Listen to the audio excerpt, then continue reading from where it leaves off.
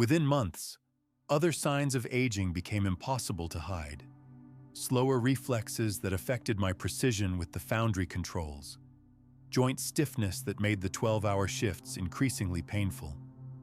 The beginning of the tremor in my left hand that would eventually make fine metalwork impossible. Small changes that any reasonable society might accommodate, but the Imperium had no patience for workers whose peak efficiency lay behind them. Productivity metrics show declining performance over the past 6 months, announced Supervisor Hadek during my annual evaluation, consulting a data slate that reduced 27 years of faithful service to a series of graphs and statistics. Quality ratings remain within acceptable ranges, but output has decreased by 4.7% compared to your baseline performance standards. 4.7%.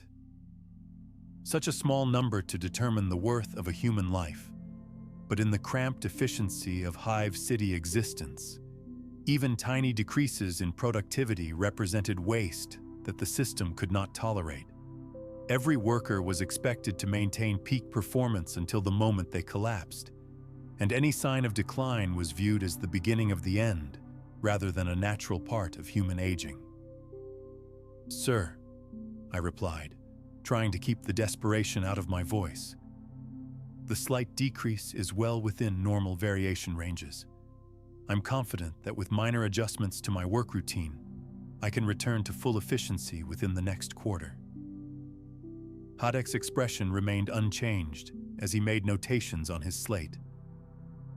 Age-related performance decline is progressive and irreversible.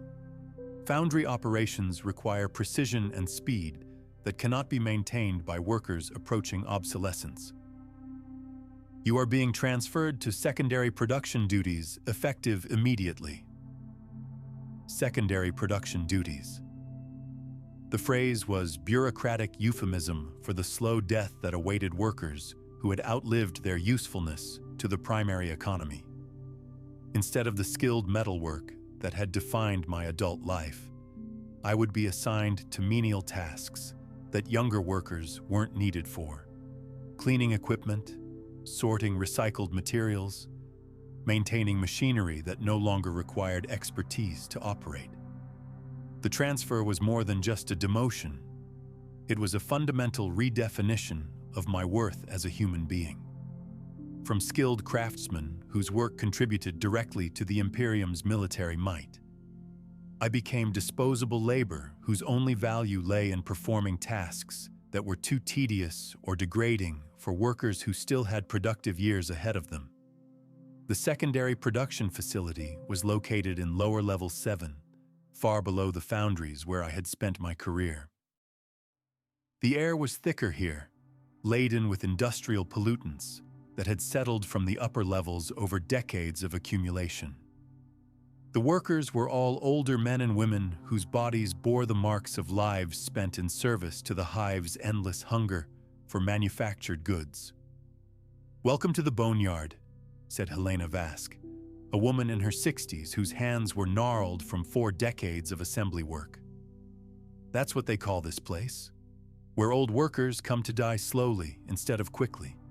At least it's honest work, even if it pays barely enough to keep us breathing." The boneyard. The nickname was grimly accurate, as I discovered during my first weeks in secondary production.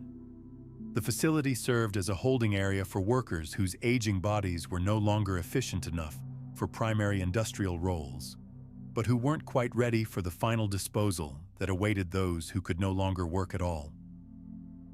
My new duties involved sorting scrap metal by composition and grade, work that required judgment and experience but little physical strength or speed.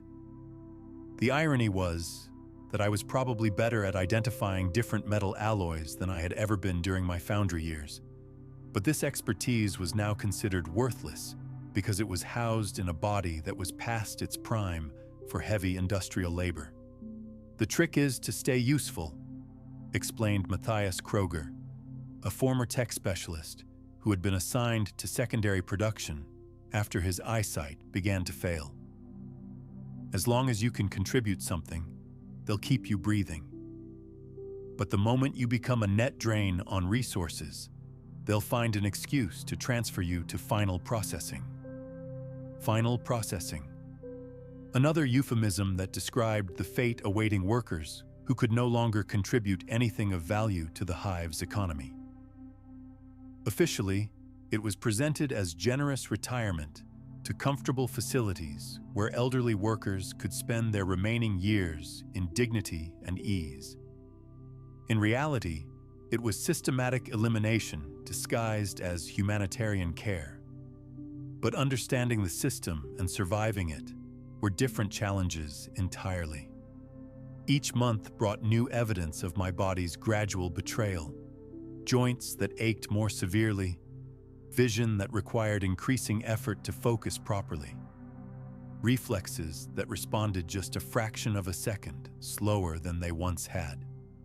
Small changes that accumulated into the undeniable reality that I was becoming less capable with each passing day. The medical examinations that all secondary production workers underwent monthly were exercises in carefully controlled despair. Imperial medical doctrine focused on maintaining workers at minimum functional levels rather than actually treating age-related conditions, since investment in elderly workers provided poor returns on resources that could be better allocated to younger personnel. Blood pressure elevated, joint flexibility decreased, muscle mass reduction continuing, reported Medici attendant Voss during one of my routine evaluations. Recommend continued monitoring for signs of critical functionality loss. Current status: marginally productive, trending toward resource liability. Resource liability. The clinical language masked the reality that I was being evaluated not as a person with health concerns, but as a piece of equipment whose maintenance costs were being weighed against its remaining productive capacity. When those costs exceeded the value of my output, I would be classified for disposal regardless of any other considerations. But it was the cognitive assessments that truly revealed the horror of aging in the Imperium. Memory, reasoning ability, and learning capacity were monitored as carefully as physical capabilities, because mental decline posed even greater threats to productivity than physical limitations. A worker with a bad back could still perform simple tasks, but a worker whose mind was failing could make mistakes that compromised quality or safety standards. Recall test shows 7% decline from baseline measurements, noted the assessment technician as he reviewed my performance on memory exercises that had once been trivially easy. Pattern recognition speed decreased, problem-solving efficiency reduced. Cognitive function trending toward acceptable minimum thresholds. The tests themselves were designed to detect the earliest signs of mental decline, but they also served as psychological torture for workers who could see their own capabilities being quantified and found wanting. Each monthly assessment became a judgment on my fundamental worth as a human being, reducing decades of experience and knowledge to data points that determined whether I deserved to continue existing. As my scores gradually declined over the months, I found myself desperately studying for the assessments, like a student preparing for examinations that would determine his entire future.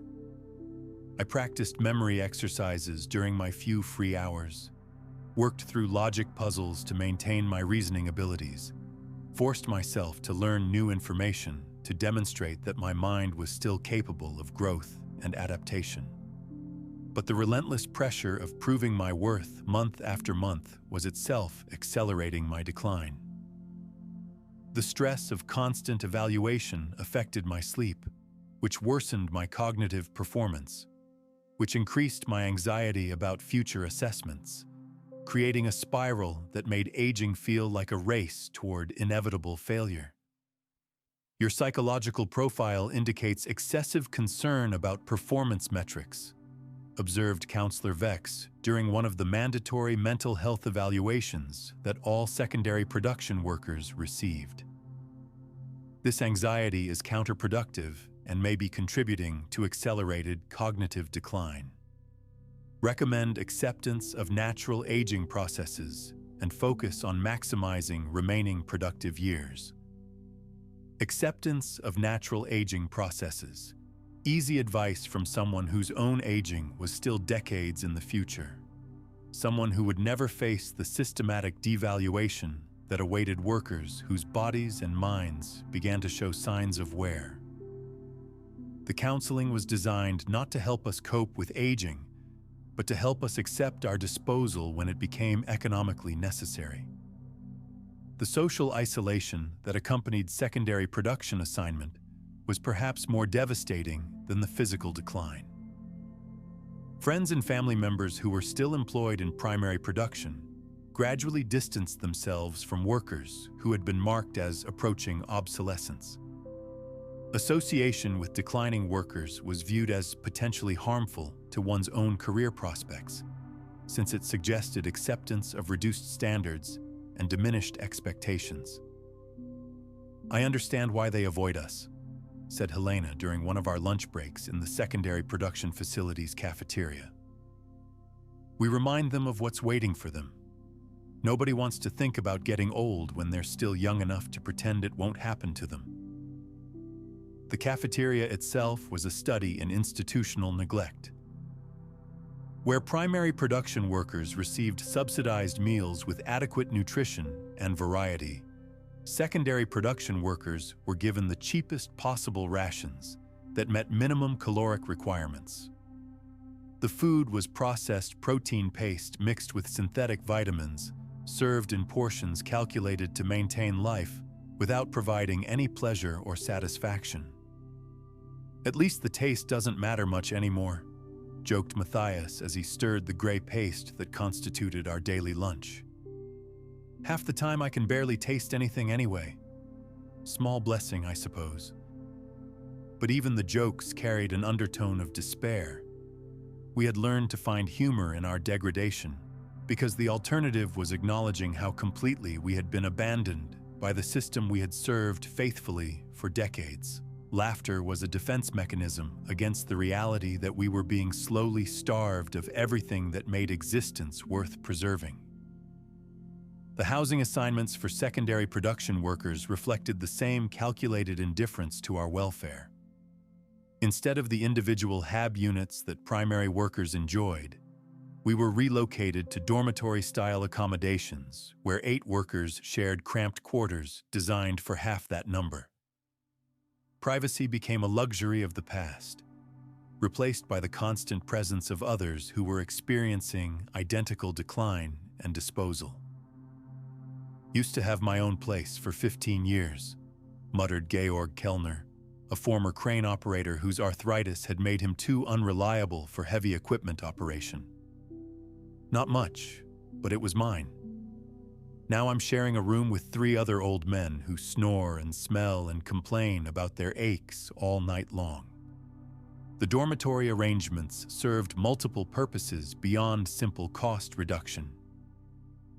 Living in close quarters with other declining workers reinforced our sense of collective obsolescence, while preventing the formation of individual relationships that might provide emotional support. We were surrounded by reminders of our own fate while being denied the privacy necessary for dignity or self-reflection. The bathroom facilities were communal and minimally maintained, with fixtures that broke frequently and were repaired slowly, if at all. Personal hygiene became a challenge when hot water was available only during limited hours, and cleaning supplies were rationed according to formulas that provided barely enough for basic sanitation. "They want us to look and smell like we're already dead," observed Helena as she waited in line for one of the few working shower stalls. "Makes it easier for everyone to think of us as disposable when we start looking the part." But perhaps most humiliating were the mandatory group activities designed to keep secondary production workers occupied during non-working hours. Instead of the recreational opportunities available to primary workers, sports leagues, social clubs, educational programs, we were subjected to therapeutic activities that were clearly designed for people whose mental capacities were assumed to be declining. Today we'll be making decorative crafts from recycled materials, announced Activity Coordinator Vex with the forced enthusiasm of someone addressing children rather than adults who had decades of work experience. This will help maintain fine motor skills while providing useful items for your living spaces. The crafts were indeed made from recycled materials, scraps of metal and fabric that had been discarded from primary production facilities. We were given simple assembly tasks that could be completed by people with severely limited capabilities, projects that assumed we were no longer capable of complex thought or sophisticated creation. I found myself making small metal trinkets from wire scraps, work that bore no resemblance to the precision foundry operations I had performed for 27 years. The coordinator praised my efforts with the same tone that adults used when encouraging young children, as if my decades of professional experience had been erased along with my assignment to primary production. "Very nice work, Jakob," she said as she examined a simple twisted wire ornament I had completed. "You show real talent for this kind of detailed handwork. Perhaps you could help some of the other workers who are having difficulty with the finer movements." Real talent for detailed handwork. She was praising me for abilities that represented a fraction of what I had once been capable of achieving, as if creating a crude wire ornament was somehow equivalent to the sophisticated metalworking that had once been my specialty. The condescension was so complete that it became a form of psychological assault. The sleeping arrangements in the dormitory were designed to prevent rest, while maintaining the fiction of providing adequate accommodation. 4 sets of bunk beds were crammed into a space meant for 2, with barely enough room to move between them. Personal storage was limited to a single small locker that could hold a few changes of clothing and minimal personal possessions. "Can't sleep with all the noise," complained Werner Holtz during one of our early morning work assignments. "Georg snores like a broken air recycler, Friedrich talks in his sleep, and Matthias gets up every hour to use the lavatory. Feels like I haven't had a decent night's rest in months." The lack of sleep was not accidental. Exhausted workers were less likely to organize complaints or resist the gradual degradation of their conditions. We were kept in a state of perpetual fatigue that made critical thinking difficult and emotional resilience nearly impossible to maintain. But it was the communication restrictions that most clearly revealed the systematic nature of our isolation. Secondary production workers were not permitted access to the general communication networks that connected the hive's population. Our ability to contact family members, former colleagues, or external support services was strictly limited and carefully monitored. "Tried to call my son yesterday," reported Helena during one of our work breaks. "The communication terminal wouldn't accept the connection. Said his access code was no longer valid for secondary production calls. Been trying for 3 weeks now." The communication restrictions were presented as technical limitations rather than deliberate policies. But the pattern was too consistent to be accidental. We were being systematically cut off from anyone who might advocate for our welfare or question our treatment. The isolation was designed to ensure that our disposal could proceed without interference from external observers. Even our mail was subject to delays and screening that made normal correspondence nearly impossible. Letters from family members were held for weeks before delivery, and our outgoing mail was subject to review processes that often resulted in messages being returned as undeliverable for unspecified administrative reasons. "Wrote to my daughter 5 times in the past 2 months, confided Matthias during one of our evening conversations. "Haven't received a single reply. Either she's decided she doesn't want to hear from her old man, or the letters aren't getting through. Not sure which possibility is worse." The uncertainty was deliberate. By preventing us from knowing whether our communications were being blocked or simply ignored, the system created doubt about whether our families still cared about us. The psychological isolation was as effective as physical separation in breaking down our connections to the outside world. But the isolation went beyond simple denial of mortality. The Imperium's social structure was designed to reinforce the primacy of productive work as the source of human value and dignity. Workers who could no longer perform at peak efficiency were not just economically obsolete, they were morally obsolete, living reminders that even faithful service to the Emperor could not guarantee continued relevance or respect. My daughter Maria, who worked in the hive's administrative sector, began visiting less frequently as my secondary production assignment stretched from months into years. When she did visit, our conversations focused on practical matters rather than personal connection, as if acknowledging emotional bonds with someone approaching obsolescence might somehow contaminate her own standing within the system. "Dad," she said during one of her increasingly rare visits, "you need to start thinking about your long-term plans. The secondary production assignments don't last forever, and you should prepare for what comes next." What comes next? She was encouraging me to accept my own eventual disposal with the same practical matter-of-factness that characterized all imperial approaches to resource management. From her perspective, my aging was not a personal tragedy, but an administrative problem that required advanced planning to minimize disruption to the broader system. But it was the younger workers' attitudes that revealed most clearly how the Imperium conditioned its citizens to view aging as a form of failure rather than a natural process. The few occasions when primary production workers interacted with secondary production personnel were marked by a mixture of pity and contempt that suggested older workers had somehow chosen their declining capabilities rather than simply experienced the inevitable effects of time. "Hard to believe those people were once as capable as we are," I overheard one young foundry worker saying to his companion as they passed our work area. "Makes you wonder what they did wrong to end up like that. Probably didn't take proper care of themselves or maintain their skills adequately." The assumption that aging was somehow voluntary, that decline could be prevented through sufficient effort and dedication, served to justify the system's treatment of older workers while reassuring younger ones that their own fate would be different. It was easier to believe that obsolete workers had failed personally than to acknowledge that the same destiny awaited everyone who lived long enough to experience it. The propaganda that filled the hive's public communication systems reinforced these attitudes through constant emphasis on youth, vigor, and peak performance as the highest virtues of imperial citizenship.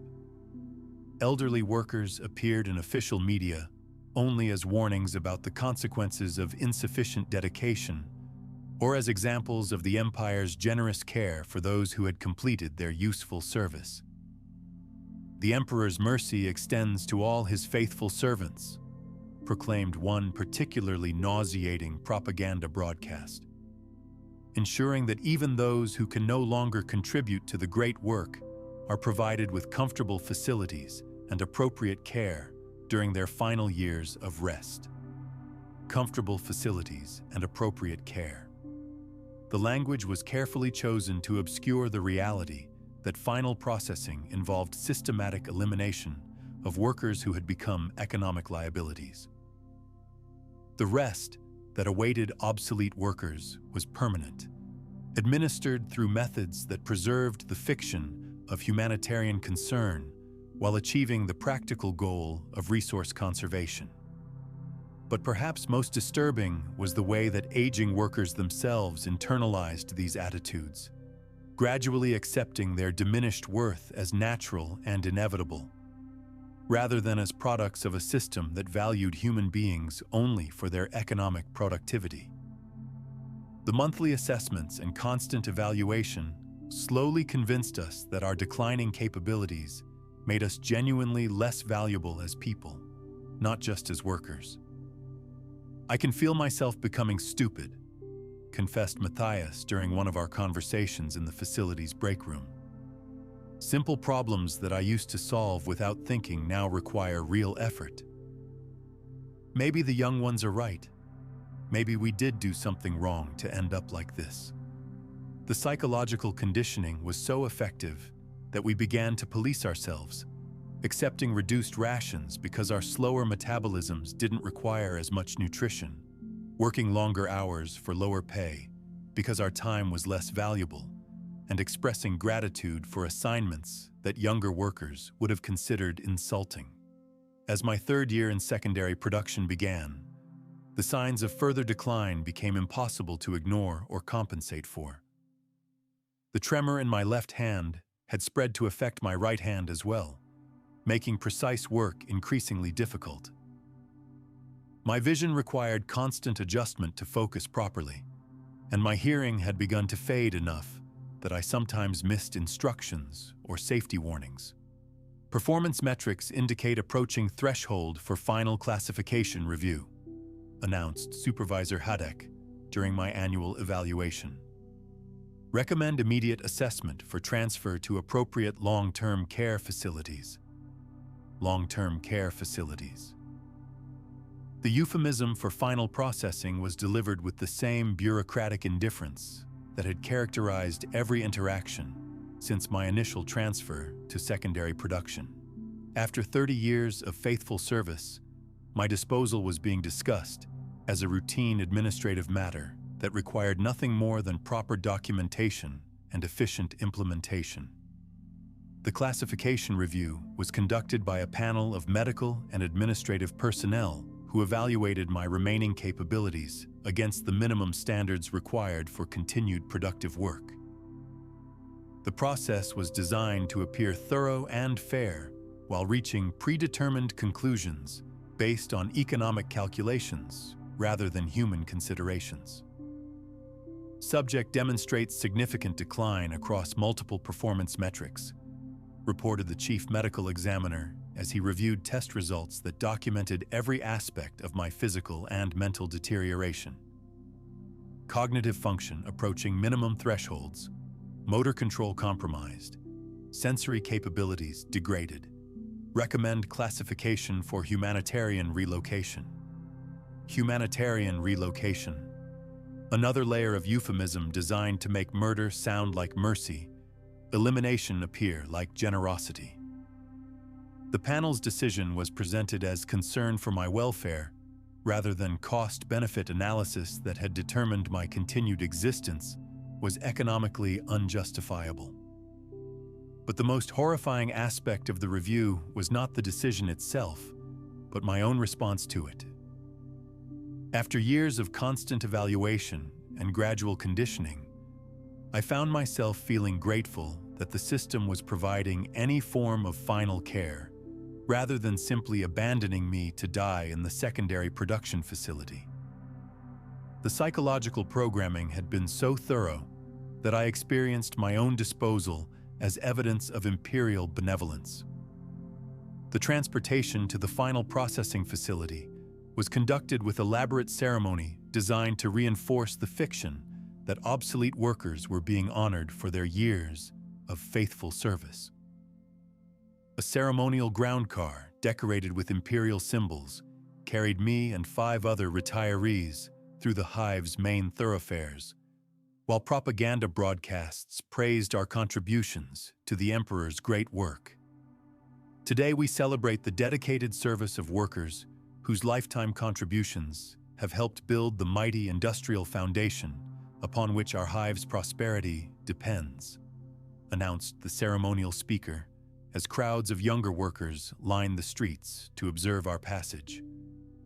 Their well-earned rest in comfortable retirement facilities represents the Empire's gratitude for decades of faithful labor. The crowds responded with appropriate enthusiasm, cheering for workers they had never met and celebrating retirements that were actually death sentences. But their response was genuine, because most of them truly believed that we were being rewarded rather than eliminated. The propaganda was so pervasive and effective that even the witnesses to our disposal participated willingly in the elaborate fiction. The final processing facility was located outside the main hive structure, surrounded by gardens and decorative architecture that created an atmosphere of peaceful tranquility.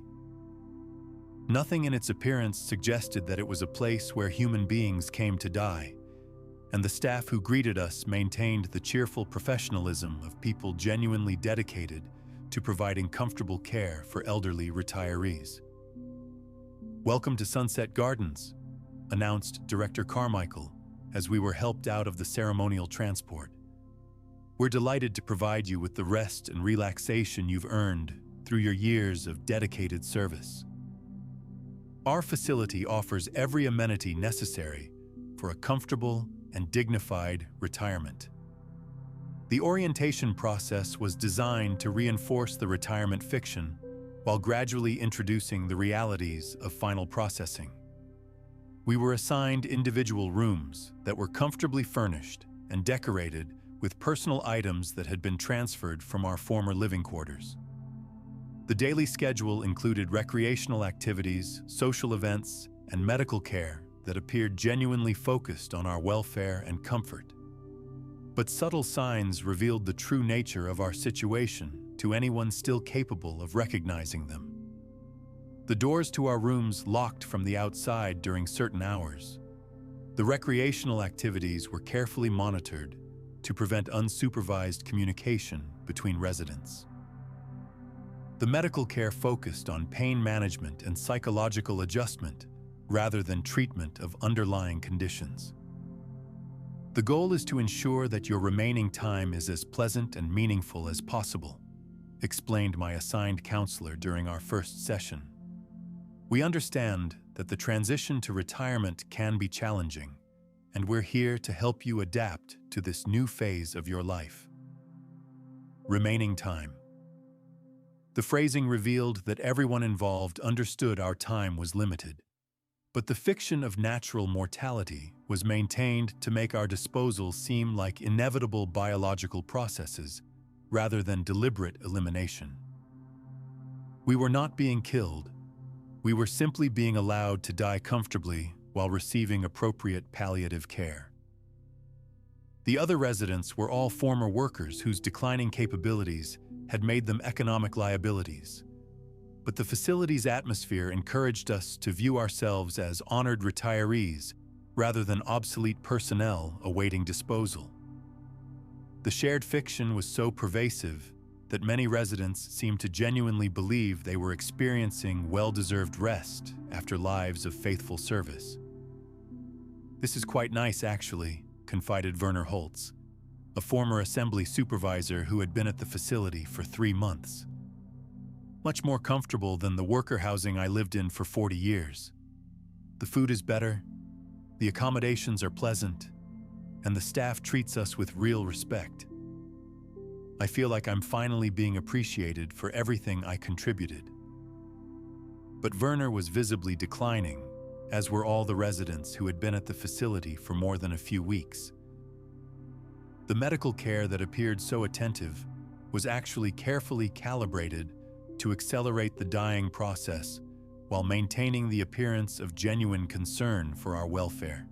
Medications that supposedly treated our conditions actually hastened our decline, while the comfortable environment discouraged physical activity that might extend our lives.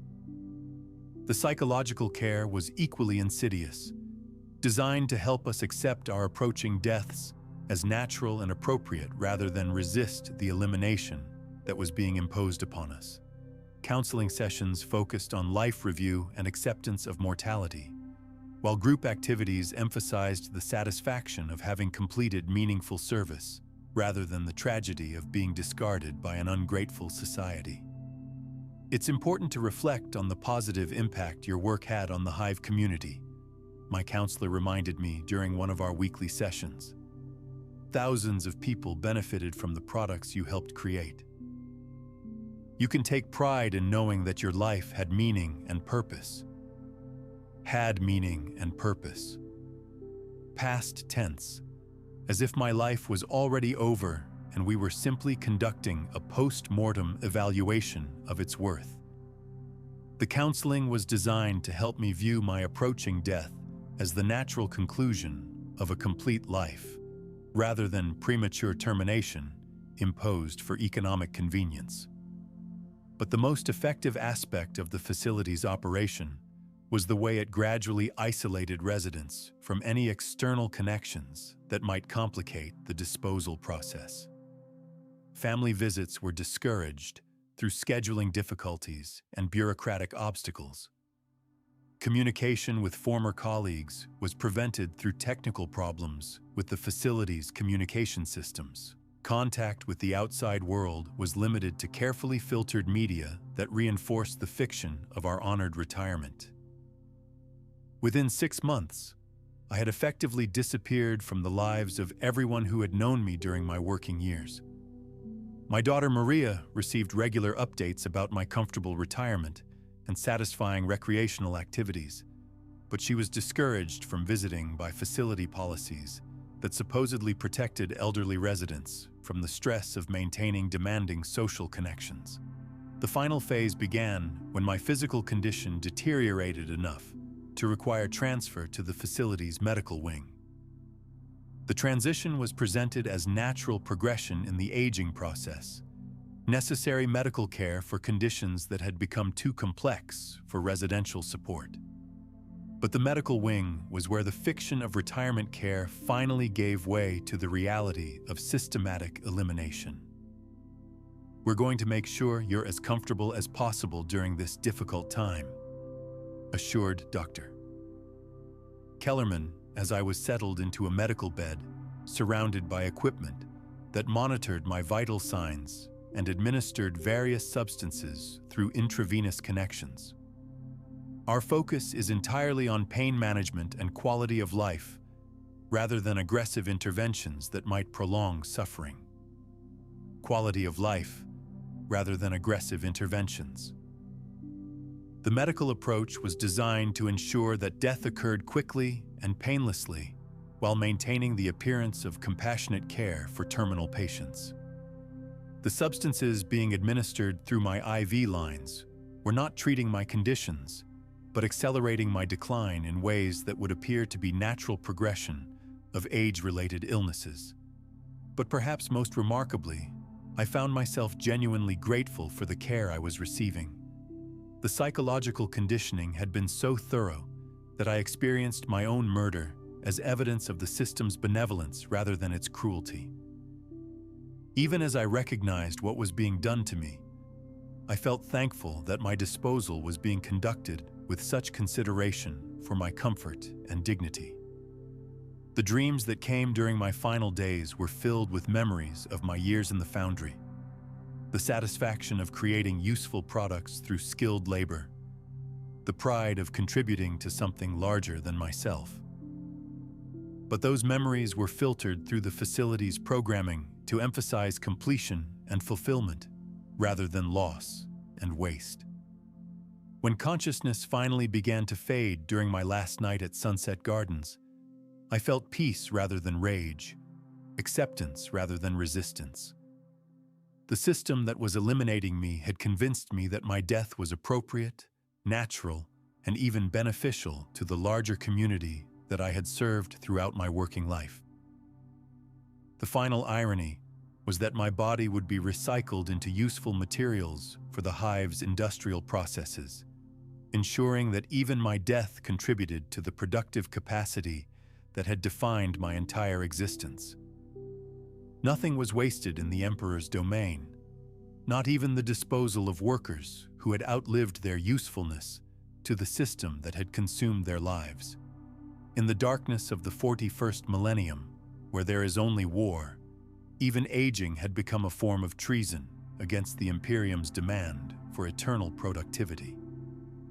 The terrifying reality of getting old was not the physical decline or approaching mortality, but the systematic dehumanization that transformed natural biological processes into evidence of personal failure and social burden.